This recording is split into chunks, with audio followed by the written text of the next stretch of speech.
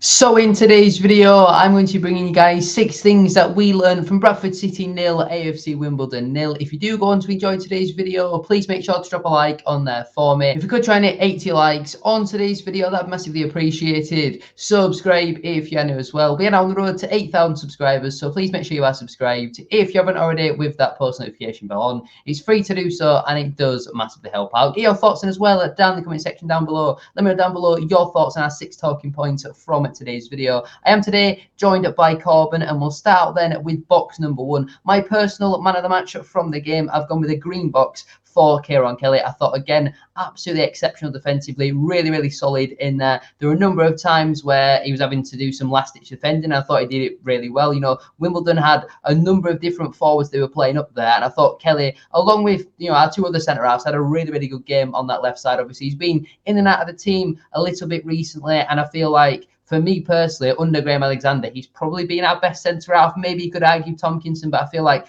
consistently Kelly has been outstanding for us, in my opinion. And obviously, when we signed him last January, he played a couple of times last season off the bench and didn't look too bad. At the start of this season, under Mark Hughes, didn't particularly impress, looked quite shaky. But I certainly think under Alexander, he's developed and come on leaps and bounds under his management. And Kelly, for me, deserves the plaudits. I thought, again, a really solid performance from him. He was unlucky not to get a goal in that first half. A brilliant strike on that left foot, and somehow the Wimbledon player managed to get a block in. But Kelly, I thought, had a number of really good blocks in the game as well. There's at one point, I think, was it in the first half, when Tilly was at the back post, he got the shot in and Kelly just launched himself at it to prevent the ball from going into the back of the net. It was a brilliant block from him. But overall, for me, I thought Kelly was certainly man of the match. There was a couple other players you could say certainly had decent games, and we'll get onto them later on in today's video. But Kelly, for me, was absolutely exceptional yesterday, so that's why I've gone with the green box for him. Yeah, it was brilliant. I don't think anything got past him, like you say. Pretty much a brick wall yesterday, Kelly. And under Alexander, I don't know why he's come on leaps and bounds, because I understand what you were saying as well, how he looked under Hughes. It did look rash, and under Graham Alexander, it looks assured in what he's doing. He shares a bit of passion. He dives into challenges, but don't do it erratically. Judges them well. Wins aerials. I thought, you know, whilst they're not the most clinical strikers, Bugle and the striker actually played with Bugle, making his debut. But Davison, you know, the strong strikers who are going to get into battles with the centre backs, and Kieron Kelly matched that really well. I think he's a player who there's not many in this squad, but I want to try and build around, and I think he's definitely one of those. So, I mean, looking at the squad, who would you actually build around in this summer? Because there's not a lot of players who are throwing their hands into the buckets. Yeah, I definitely agree with you. I mean, you look at the players who are out of contract as well. I think Halliday, Poynton, I would agree with you on Kelly. You know, we do have a little bit of a spine, but it all depends on who gets them new deals and who is actually going to be here next season. But Kelly, for me as well, I feel like in League Two, you've got to win your duels, you've got to win your battles. And actually, there was some statistics that got posted on Twitter. I can't remember who, but it might have been Bantam Statistics. But you've got to win your duels, and Kelly did that absolutely exceptionally yesterday. He won all of his aerial duels, which was 8 of them. He recovered 2 balls. He had 2 interceptions. He was not dribbled past once. He won 4 out of 4 of his ground duels. He won 3 out of 4 of his tackles, and that's the most important thing. Whenever there's a 50-50 with Kieron Kelly, he either comes out with the ball or he absolutely clatters into the man, and he's going to probably be hurt for the rest of the game. I would not like to go into a 50-50 with him. He is an absolute unit, and I thought he was absolutely brilliant yesterday, and fully deserves the plaudits that he's getting, because at the start of the season we did give him a bit of criticism, but I think it obviously helps that because he's not the best technically, he's still pretty decent technically, but it's not like a Romney Critchlow type defender. Now that we're not playing at the back, I certainly think that helps build his confidence up a lot more. But we'll move on then to box number 2. This time it is a yellow box for Lewis Richards. First half, brilliant, but then Felipe Moraes touched on it. I think at the end of the game, Richards just hasn't quite either got the fitness or he's overweight to play for the full match. Yes, we know he's had his injury problems so far this season, and obviously he has recently returned from around a month, 5 weeks off. which is obviously disappointing again that he picked up that another injury. But fingers crossed he can stay fit between now and the rest of the season. In the first half, though, I thought he was brilliant. He was bowling on that left-hand side, giving support to Chapman on that left wing. And unfortunately, in the second half, he just seemed to tire. And I know we went to a back four eventually, but even before that, he was playing very conservative because he just doesn't quite have the fitness to last a full game. And it is really, really disappointing because Richards has proven now he is more than good enough to be starting in this team. And if he can play consistently for even 85, 90 minutes, but he doesn't get anywhere near that. He's blowing after 60, 65. And, you know, we are going to touch on the fitness later on in today's video because there's a few players who are really looking unfit at this moment in time. And Lewis Richards is certainly one of them. And it's disappointing because he's a very good player. The way he overlaps and he gets crosses into the box, sometimes they're a little bit under hit, but overall, I think he's pretty good going forward. He's very strong physically, so he's good at taking players on and going 1v1. But disappointingly, again, it's another game where he hasn't been able to put in a consistent performance for 90 minutes because of his fitness. And I don't know whether it is a fitness thing, whether he's coming back from his injury. Obviously, we know the pitch is very heavy and hard to play on, but it doesn't really seem to be affecting too many other players. Richards, for me, though, yesterday, first half, really good. Second half, he died off completely, and that's why I've gone the yellow box for him. Yeah, it's absolutely something I picked up on as well. The pitch, you know, I look back maybe 10 years ago or so, you know, we had an absolutely terrible pitch. But on that pitch, we had some of the strongest leaders we've had and some of the fittest players we've had as well. And now, skip 10 years forward, you can make 5 substitutions, you know. So it's on about, you know, the managers getting more proactive and making changes. And I think, to be fair, Alexander did that last match. But you're not really going to want to bring Ricardo on when you're up against, you know, the threat that you're up against in League Two.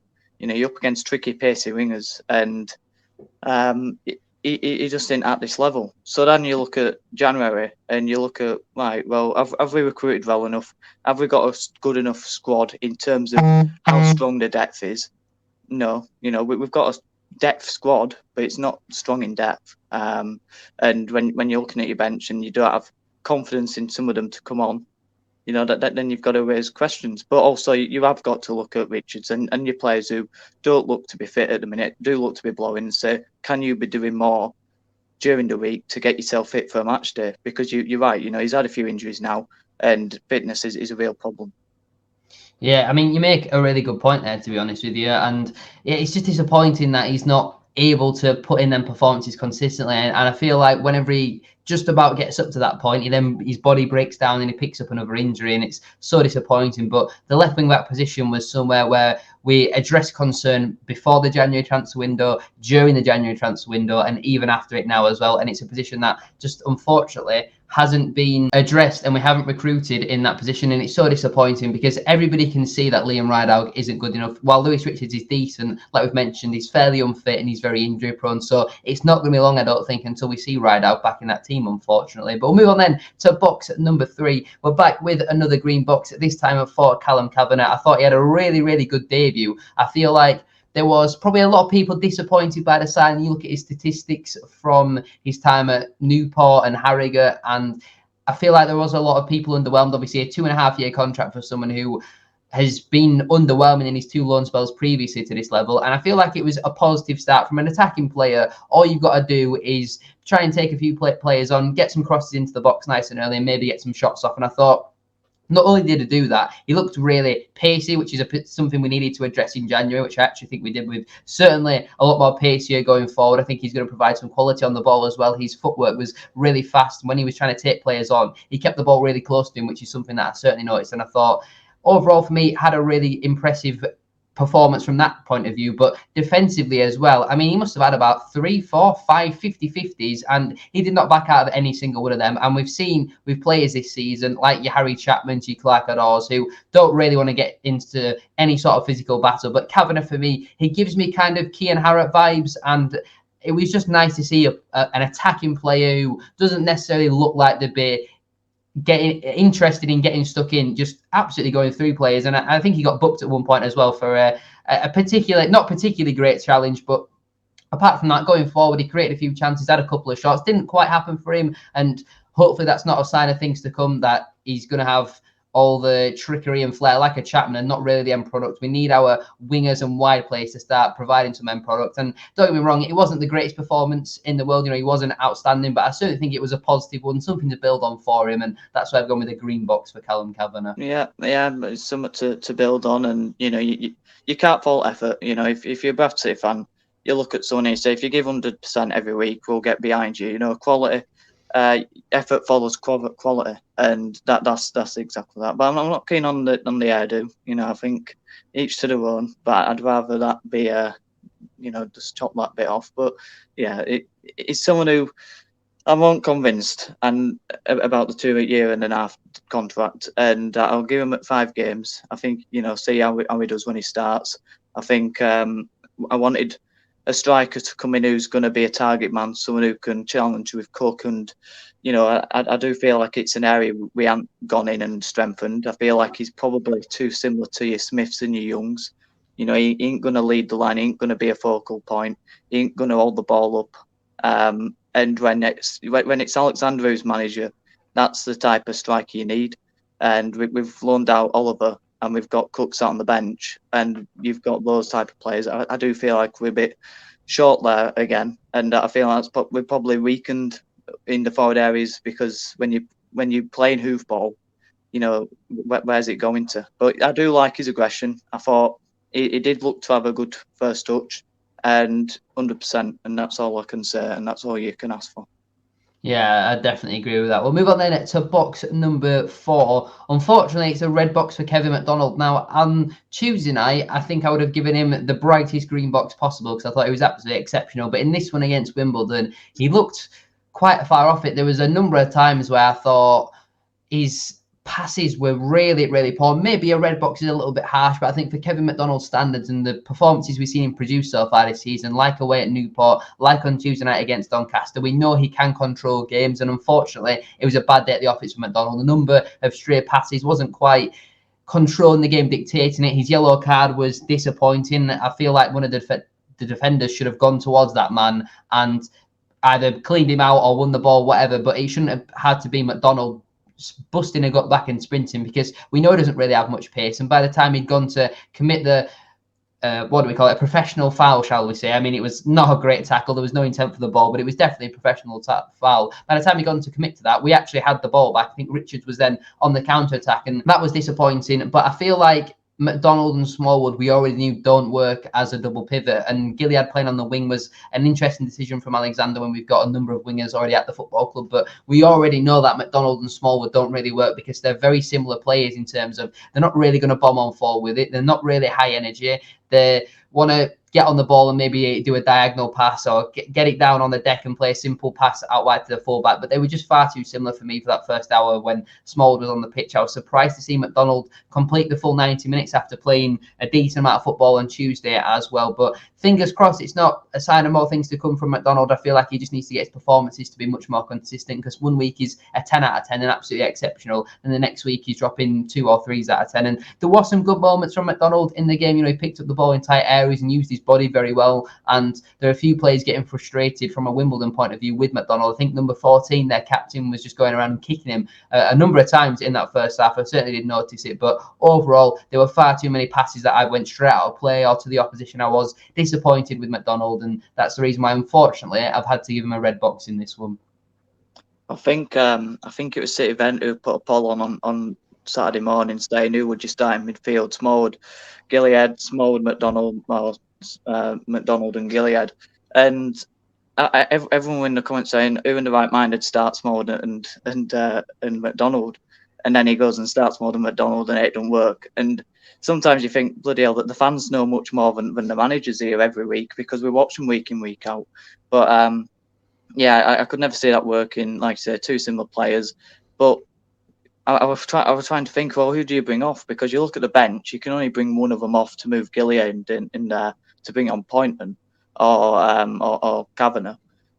So again, we've not strengthened in midfield. There's still a lack of options. You've got Walker, Patterson who are out until Patterson late March, early April. Walker, I don't know when he's back. It seems like it was only going to be 2 weeks. Now it's over a month. Now he's had another setback.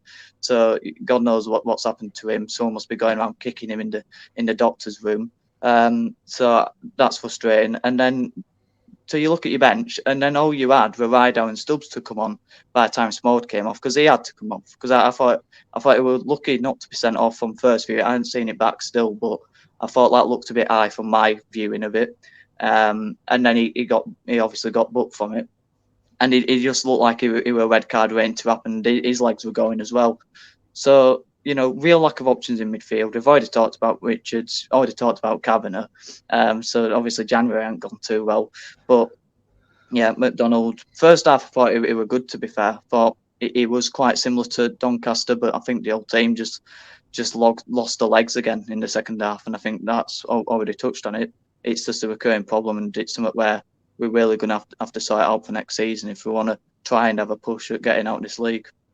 Yeah, I definitely agree with you. And again, we come back to recruitment, central midfield. We knew it was going to be a position that we were quite light on, and we needed between now and the end of the season just a little bit of a short-term fix, because Alex Patterson can't seem to catch a break this season. Hamstring injury after hamstring injury, and again, like you say, he's going to miss pretty much the remainder of the season. Jamie Walker, like you say, again, meant to be out for a couple of weeks, and he's having setback after setback, and he probably won't be back for another few weeks as well now, which is just so disappointing. And that leaves your midfield options as Smallwood, McDonald, and Gilead. I think, is fairly robust, never really injured, to be fair. McDonald has had injury problems. He's had a number of hamstring injuries so far this season. Because of his age, we know he can't play consistently. And Smallwood, I think, again, pretty robust. But then that leaves us with the midfield options as Smallwood and Gilead, with McDonald being available every now and again, pretty much between now and the end of the season. So I don't know why we didn't try and bring in a central midfielder on loan in the January transfer window, just a short-term fix until the end of the season. It's not even necessarily have to be someone who's going to play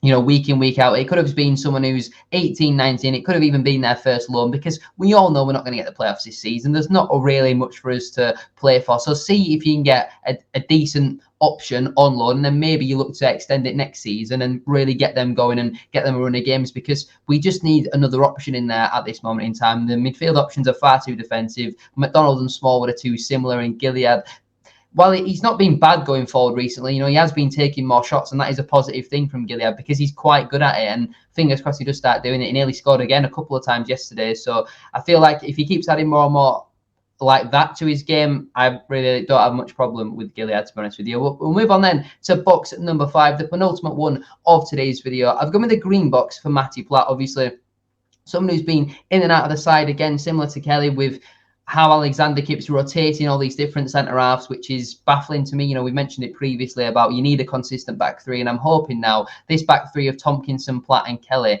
are going to be a consistent back three at Bradford City, because I think from what I've seen, I'd probably say they are our best back three. And there was a number of times, especially in that first half, where Platt was putting in some absolutely exceptional last-ditch tackles. I remember 2 or 3 off the top of my head, and I think he does need to get credit for that, because last season, and maybe at the start of this season, he was getting quite a lot of criticism from our fans, and I thought it was a little bit harsh because he's not as good on the ball as what someone like a Romney Critchlow was. He got a little bit of criticism, but defensively, for me personally, he was probably our best centre-half last season over the whole calendar year. Obviously, we had Sam Stubbs for half a season, but Platt, I thought, was pretty good overall. And again, yesterday, back to his best, winning his aerial duels, winning his headers, getting some tackles in, getting the blocks in as well. And Platt just deserves the credit, because I feel like that middle centre-half spot is the one that's probably up for the most debate, because Tompkinson has got pace, Kelly left-footed and a little bit of pace, and that leaves your middle one to be either Platt, Stubbs or Taylor. Taylor, for me, garbage, never going to be good enough. Stubbs is very inconsistent. 1 week very good, 1 week again, and then the next week pretty poor and gets caught out of position. But Platt, I feel like overall has been quite consistent so far this season, and he deserves some credit, deserves some flowers. And obviously we kept a clean sheet, so you've got to give some of the defenders a little bit of praise, and that's why again I've gone with a green box for Matty Platt. If Kelly wasn't my man of the match, I would have probably gone with Matty Platt. I feel like it had to be one of the defenders yesterday. But a shout out to Tompkinson. I thought Tompkinson dealt with their physical threats quite well, because we know Tompkinson's not the most physical of centre-halves, but I feel like he's winning his duels and winning his battles just as much as what Kelly and Platt are. But for now, I'm going with the green box for Matty Platt. Yeah, absolutely. Consistent and solid as a rock. Not really got past him. He were man of match contender again. I probably would have lent on Kelly, like you said, but it does. I can't stop thinking about the recruitment and why we brought in certain players. And last summer, we want ball playing centre backs, and we bring in Platt to play alongside Critchlow. And the problem everyone had a problem with is distribution. I didn't have too much of a problem with it at the time, but it's because we wanted to build out from the back and play out from the back with Mark Hughes. And, you know, it just so fit into Rose Ed. Now under Alexander, that distribution becomes good distribution because he's switching the play and he's keeping a tempo up. And, you know, people are recognising that now and they're saying, you know what, good distribution. But last season it was poor because that's not what we wanted to do. We wanted to keep on the ground. And so you couldn't really build any momentum from him just moving it up to, you know, someone on the right flank and it go out for a throw-in. So, you know, that's something that Alexander's improved his game with, and a few people, you know, have picked up on that. But just on Tompkinson, whilst I've just got him in my head, because I've just a thought there. He won on loan at Stevenage last season under Steve Evans, and now he's got Graham Alexander, two managers who want the centre backs to who fit into Rose Ed and win the headers and be physical sides. And he thought he were getting tippy tappy football with Mark Hughes in August. I mean, I feel sorry for him on that half, but yeah, Platt solid again. Yeah, there's something that, like you say there with Tompkinson, as a ball playing centre half, he didn't actually kick a football under Mike Hughes. I know Hughes was only here for 5 or 6 weeks when Tompkinson signed, but yeah, what did he come on for, like 6 minutes under Mike Hughes? But then it's Alexander who seems to have got the best out of him, even though he is traditionally a ball playing centre half, which is really interesting. But speaking of Mr. Alexander, he is the final box of today's video. I've gone with yellow. Obviously, he chose to sit in the stands yesterday in the press box, which I thought was an interesting move. Obviously, he was forced to do that on Tuesday because he was suspended after picking up 3 yellow cards. I think his discipline needs to be better. As a manager, you can't be getting 3 yellow cards after only being in the job for 3 or 4 months or whatever it is. That's simply not good enough. But he chose to sit in the stands, and I wouldn't say it didn't work. I would say we didn't really notice it too much. Maybe the shouting and the leadership from the touchline was a little bit not as clear, not as much there of what we've seen before. Laketti, I wouldn't really say was giving out orders like what Alexander usually does. But when you're a manager sitting in the stands, yes, you might get a better viewpoint of it, but I mean, it's pretty similar to how Mark Hughes then managed, when it's very laid back, kind of allow the players to do it. And I know he's communicating down to the bench, and you know the bench are going to be giving him instructions. But if you're a player, you're much more likely, if your manager's, you know, giving you a little bit of a telling off, you're much more likely to listen to your manager than the sports scientist or the goalkeeping coach, for example. Like, you are going to listen to the manager more, and it's just kind of a psychological thing. I think that's a pretty natural thing to do. So as much as we got a better viewpoint of it, I think Mark Trueman's been doing that job quite a lot so far this season, but obviously Alexander's now decided to do that. I wonder if it'll be something that does continue down at Bradford City, but I didn't really get his team selection, to be honest with you. You know, 9 defensive players on paper at home. I didn't mind dropping Andy Cook because I think he has been quite poor recently. I don't know why he shoehorned Smallwood back into the team, though. Yes, I understand he's the captain, but his performances recently haven't particularly been great. And McDonald was brilliant on Tuesday night. Him and Gilead worked really well in that role. I was surprised to see such a defensive formation at home. You know, I know that Gilead has played on the wing, but that was 3, 4, 5 years ago now. Like, he's not a winger, and he didn't do awful at that role, but we look much better with playing natural wingers there, and especially when we've got so many at the club. Adam Wilson not even on the bench. I don't think Clark Adore was on the bench yesterday as well, but we've got players who can play in these roles naturally. I thought Poynton as well, actually. He had a really good impact off the bench. He's not somebody we've mentioned so far, but the thing that I was disappointed with in Alexander, because I thought his lineup was pretty interesting. The subs I didn't mind too much, but I feel like they were a little bit too late and we didn't really know what to do once we had made them substitutions. It's his post-match comments. I've got some quotes here. Alexander brought Chapman off at half-time because he felt he was tiring in the last 10 minutes of the first half. We need a spark, we need energy, we need intensity in our forward play. He felt Poynton showed that when coming on in the second half. And Chapman, for me, he's never really going to be someone who is like a Jimmy Walker, pressing for 90 minutes, like a Gilead, and getting right out their faces. I know that's Alexander's style of play, but Wimbledon weren't exactly playing out from the back, so Chapman didn't really need to be pressing on the front foot. When he gets the ball, that's when you get the best out of Chapman. He comes alive, he gets 1v1, he looks to take players on, and on that horrendous pitch, it was a little bit hard for him to do so, but I thought he had a pretty positive impact in that first half, and I actually thought that the substitute wasn't planned, so maybe Chapman flagged something at half-time saying that he picked up some sort of an injury, because Poynton, who obviously came on for him, was just warming up with all the other substitutions, where I feel like he would have got a little bit more of an intense warm-up from the sports scientist and then gone into the changing room. But he only went into the changing room for the last maybe 5 minutes or so of half-time, and then he's already missed, 2/3 of Alexander's, team talk and all that sort of stuff at halftime. So I thought that was really, really bizarre. And then obviously Jake Young was brought off after an hour. It looked like he'd been involved in some sort of, or on the end of a bad tackle from one of the Wimbledon players, but it looked like Andy Cook was being prepared to come on anyway. And he said Jake had a tight hamstring at halftime, so he didn't want to get into the Tyreek Wright territory, gamble too much and lose him. Obviously, Wright, fingers crossed, it should be back for this Saturday's visit against Wrexham. But again, I know a tight hamstring, you can definitely play through it, but we know the state of our pitch. We know it's heavy and it's not nice to play on. So why was that change not made at halftime? Hopefully, obviously, Young hasn't gone on to pull it, or, fingers crossed he hasn't torn it or anything like that. And we lose him for the rest of the season, because that's the last thing that we need right now. But I was surprised to hear that, because I feel like Young had a pretty decent impact on the game, but I don't really think he works as the lone striker. And he's got his back to goal, defenders are kicking him. That's not really when you get the best out of Jake Young. It's when he gets the ball, either 1v1, he can try get some shots off. And I thought he had a pretty decent impact on the game. Andy Cook came on off the bench and wasn't really involved in the game too much. But Young, for me, I thought, had a pretty positive impact. But you get the best out of Jake Young when he's got a strike partner. I'd like to see a front two of Andy Cook and Jake Young, or even Jake Young playing as one of the wingers in that formation. We've yet to see Cook and Young on the pitch at the same time, and I certainly think them two could cause problems. But there were some interesting decisions from Alexander yesterday, and that's why overall I've gone with a yellow box for our gaffer. Yeah, I mean, with the Chapman one, just on what you said there, I wonder if it was something that was said in the dressing room then. And he's reacted to that and took him off. But I mean, maybe that's where Kavanagh could maybe start next Saturday. Because he's someone who does put 100% in. Maybe Alexander's not accepting. Someone maybe not tracking back or what have you. But yeah, I mean, on the sitting in the stands, I don't know where I sit on it, to be honest with you.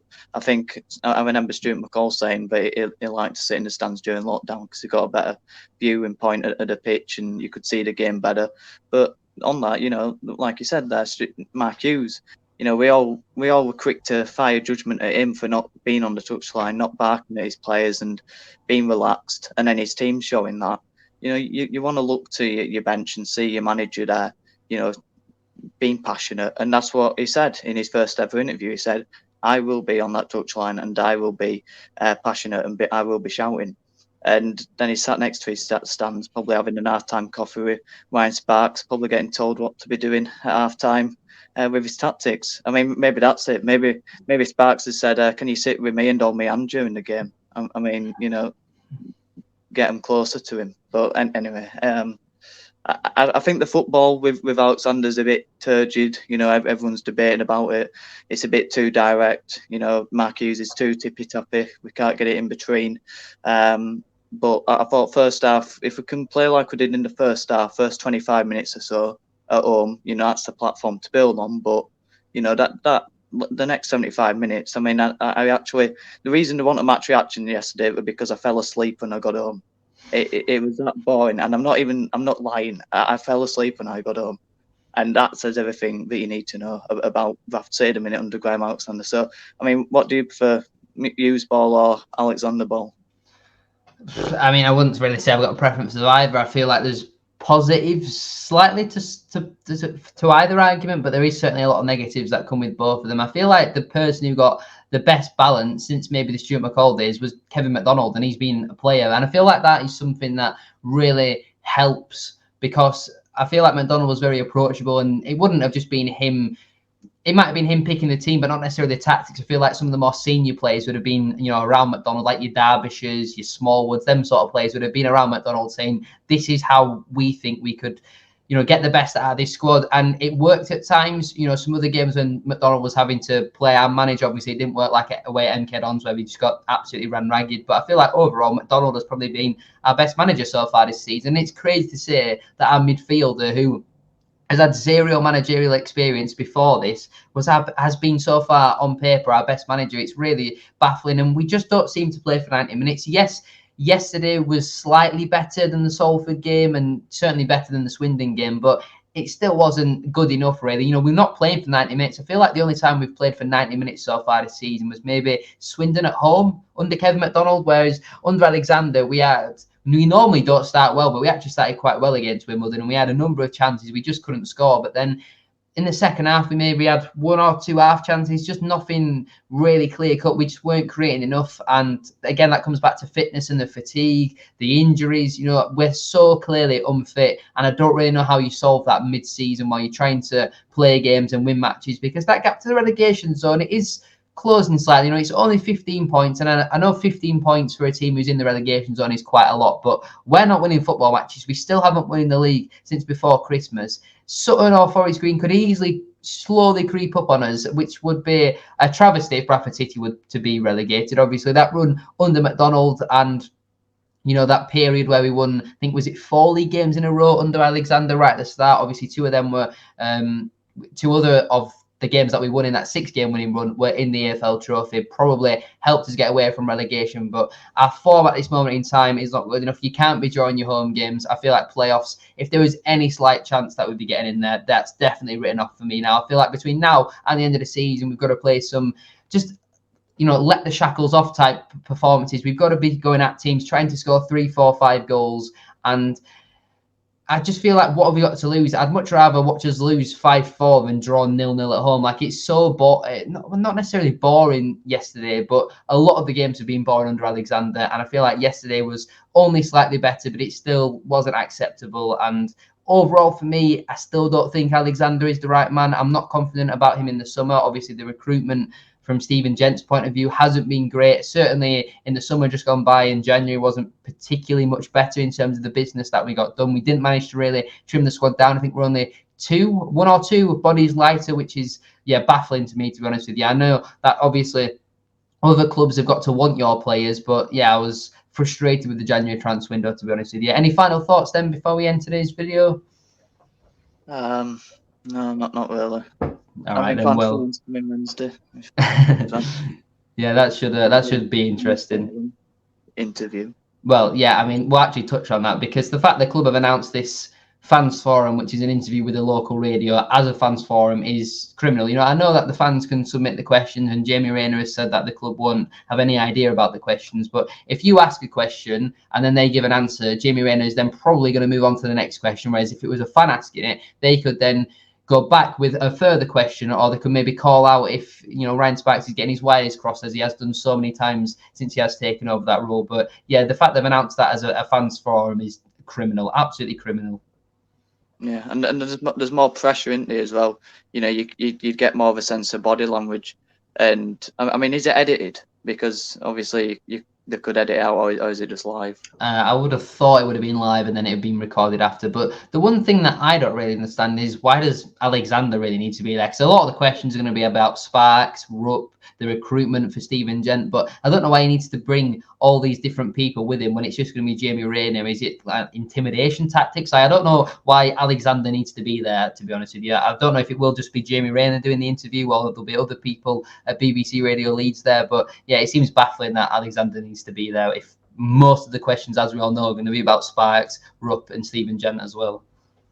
Yeah, I'd just assume it'd be, you know, he'll bring his puppet along and he can just, you know, divert the questions more towards the on the field instead of off the field. That'd be my guess.